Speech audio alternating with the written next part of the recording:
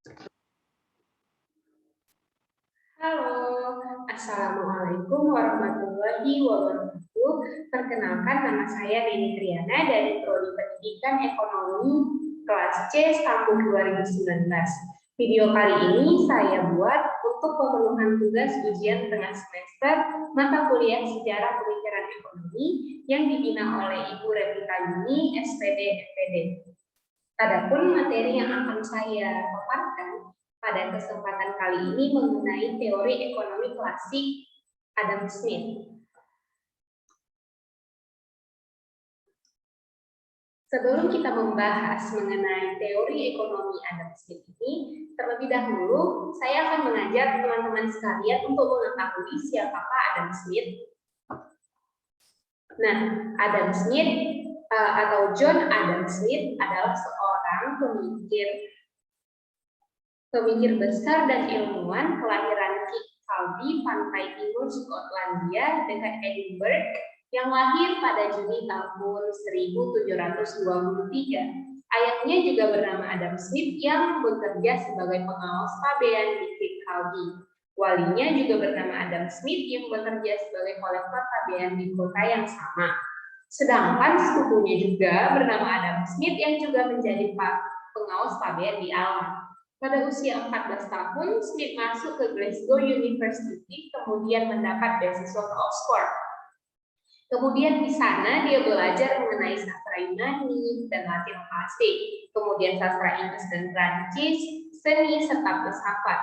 Setelah lulus, dia menjadi profesor filsafat moral di Universitas Glasgow antara tahun 1751 sampai dengan 1763. Karya besar pertamanya adalah Theory of Moral Sentiment yang diterbitkan pada tahun 1759 dan menjadikannya sebagai pemikir Skotlandia yang berpengaruh pada saat itu.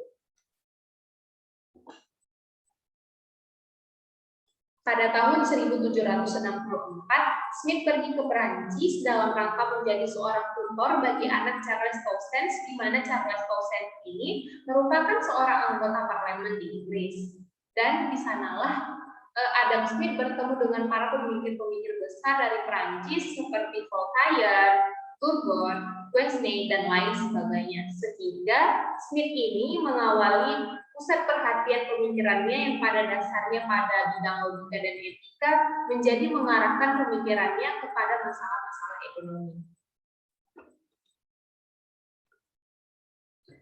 Salah satu buah karya pemikiran Smith pada saat di Perancis yang melalui proses penelitian yang cukup panjang adalah karya yang berjudul The Wealth of Nations yang sangat fenomenal bahkan hingga saat ini, dan kemudian karya Smith itu diterjemahkan dan dicetak berulang-ulang ke bahasa-bahasa asing lainnya.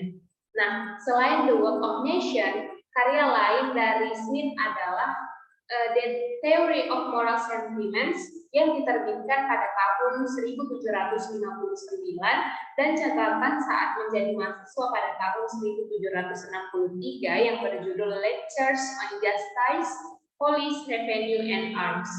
Smith adalah salah satu pelopor sistem ekonomi kapitalisme yang dimana sistem ekonomi kapitalisme ini mulai muncul pada abad ke-18 di Eropa Barat dan kemudian pada abad ke-19 terkenal di sana. Kemudian apa saja hasil pemikiran Adam Smith? Pemikiran Smith yang antara lain itu adalah yang pertama, sangat mendukung seminimal mungkin campur tangan pemerintah dalam perekonomian. Karena adanya invisible hand yang membawa perekonomian pada keseimbangan. Yang kedua, perlu adanya spesialisasi atau pembagian kerja agar produktivitas tenaga kerja bertambah. Karena Smith percaya bahwa pertambahan penduduk akan dapat meningkatkan output per kapita dengan memperluas pembagian kerja. Yang ketiga, Smith mendukung perdagangan bebas internasional antar negara. Karena perdagangan bebas akan menguntungkan Inggris dan akan membuat perusahaan mendapatkan barang-barang yang lebih murah dari luar negeri. Hal ini pada gilirannya akan menurunkan biaya produksi barang ekspor.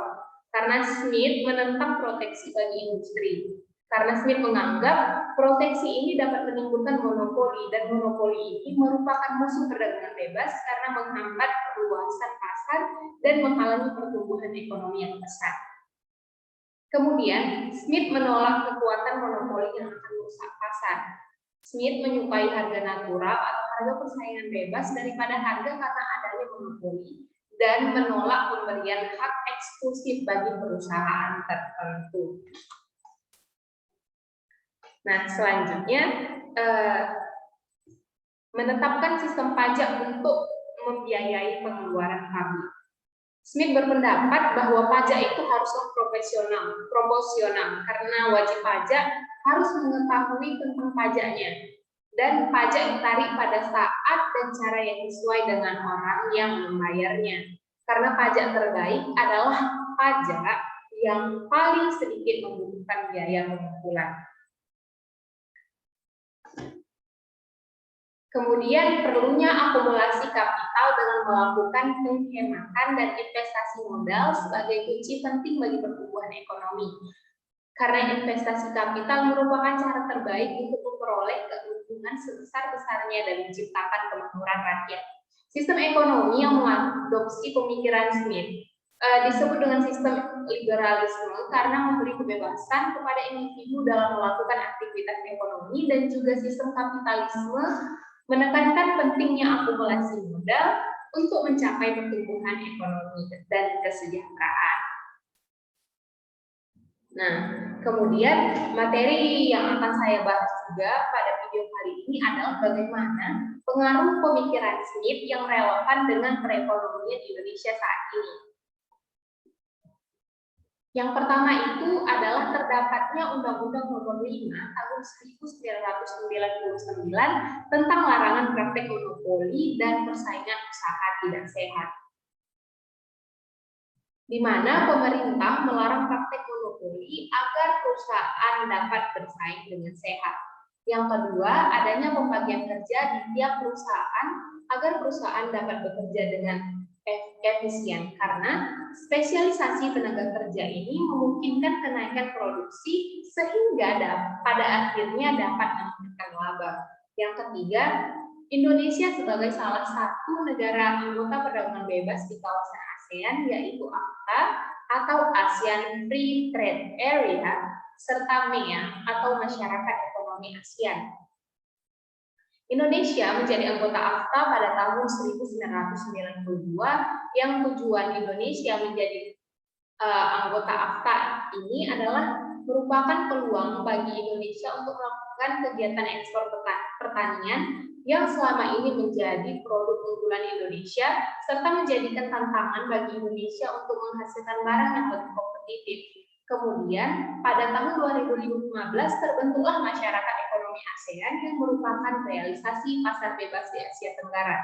Tujuan dibentuknya Masyarakat Ekonomi ASEAN ini adalah meningkatkan stabilitas perekonomian di kawasan ASEAN, serta diharapkan mampu mengatasi masalah ekonomi antara negara ASEAN. MEA memiliki dampak positif bagi perekonomian di Indonesia karena Indonesia mempunyai kesempatan yang baik untuk memasuki pasar yang lebih luas, namun juga memiliki dampak negatif bagi Indonesia karena begitu banyaknya tenaga kerja yang masuk ke Indonesia dan harga barang impor yang lebih murah, sehingga mengancam produk yang ada di dalam negeri. Namun Indonesia sudah menyiapkan untuk menghadapi perubahan dalam perekonomian setelah adanya ASEAN dan MEA ini. Yang keempat, adanya reformasi perpajakan pada tahun 1983 dengan mengganti sistem official assessment menjadi self-assessment. Dan pergantian atau reformasi ini mempengaruhi peningkatan penerimaan pajak di Indonesia, sehingga kesadaran membayar pajak oleh masyarakat jadi lebih baik. Terima kasih, sekian pemaparan saya mengenai teori klasik ekonomi Adam Smith dan pengaruhnya terhadap perekonomian di Indonesia. Saya ucapkan terima kasih. Assalamualaikum warahmatullahi wabarakatuh.